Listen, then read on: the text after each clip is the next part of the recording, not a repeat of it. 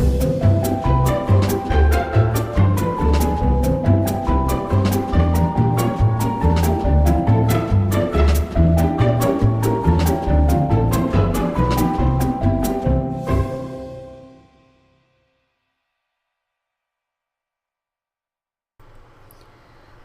Christy here from MyScrapbookEvolution.com, and today I've gathered a few supplies so that we can set about making some custom stencils. They're really basic supplies. I have a permanent marker, a craft knife, a pair of scissors, these are actually kitchen shears, and some plastic lids. Now, you've probably seen me use the kitchen shears before in other videos. They're great for cutting heavy-duty items like cardboard and plastic, and I like to use those instead of my regular scissors. I want to keep my regular scissors for cutting paper. So you can see these have kind of been through quite a bit there.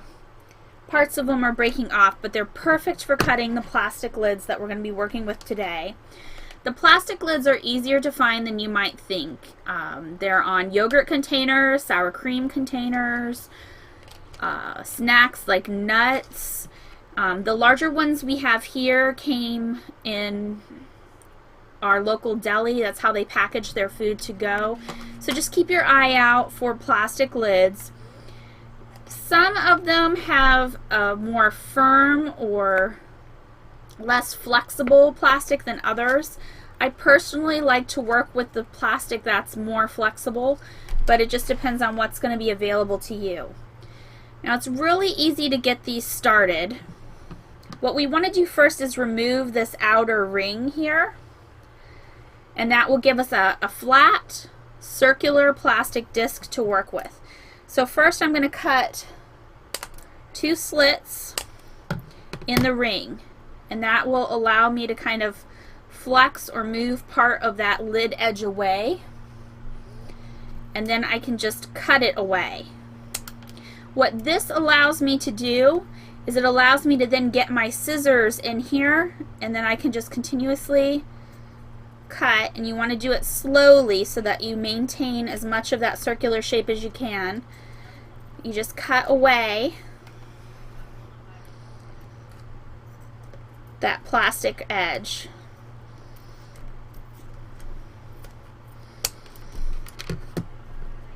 And then once you're done, you can just kind of clean up anything. You want to try to keep it as circular as possible. It doesn't have to be perfect though.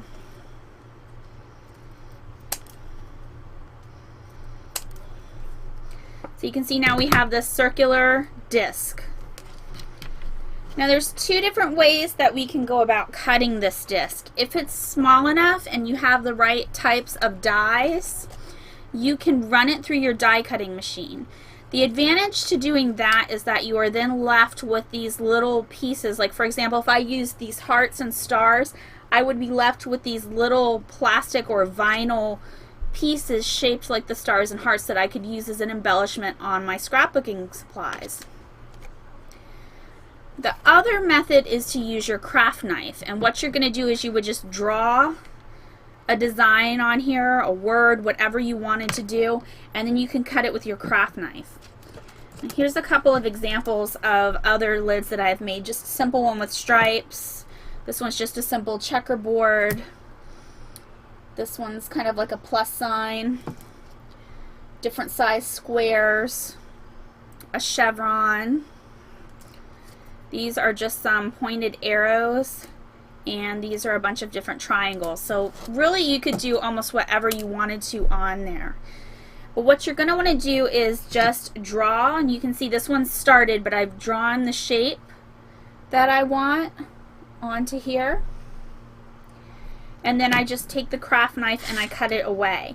Now, you're not going to be able to make a long continuous motion with it. You just want to cut and slice in short little bursts. No matter what size the image is, just short little bursts.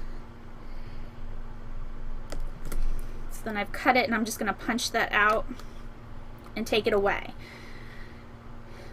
Even when you're working with a larger design, you want to go slowly, take your time, and work in short, small sections.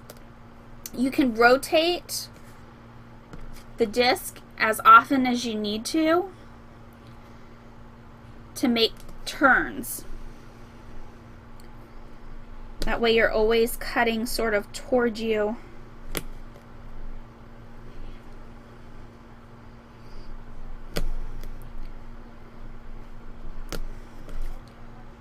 Just punch that back out. If you have to, you may need to cut a couple of times in a row. I also find it to be a good idea excuse me, to use one craft knife specifically for this, because this will dull your craft knife. But once you've finished cutting them all out, you'll have your own custom stencil.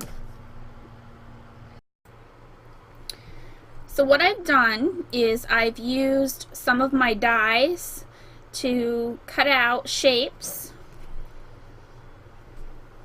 from the plastic. Now, one of the things that you might notice when you're working with these plastic lids is that they do flex a little bit and it doesn't completely cut out. You can see that this is the word love, and what it has done is it's scored the lines,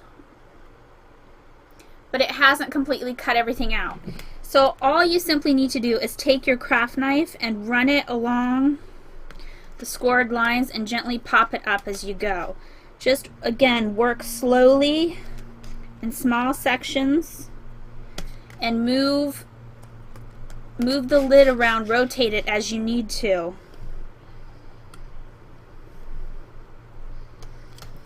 In order to get the pieces out. This isn't something you want to rush.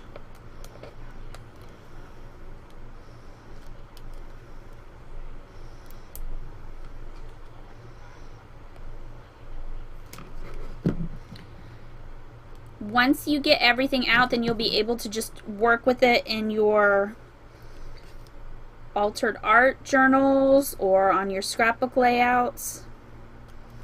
And what this will do is this will leave me either with a rubber shape I can use as a mask, so I have a mask and stencil, or I can use these plastic or rubber shapes directly on the layout as an embellishment.